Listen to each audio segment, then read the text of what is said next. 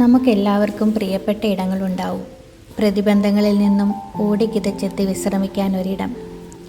അത് ചിലപ്പോൾ പ്രിയപ്പെട്ട ഒരാളുടെ ഓർമ്മകൾക്കൊപ്പം കൂടിയാവാം.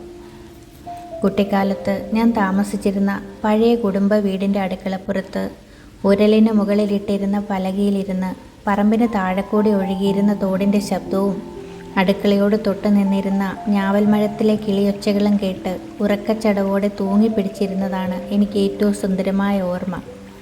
അത് വെളുപ്പാങ്കാലത്താണ്. ഒരുപക്ഷെ ജീവിതത്തിലെന്നും അതുതന്നെയാവും പ്രിയപ്പെട്ട ഇടവും.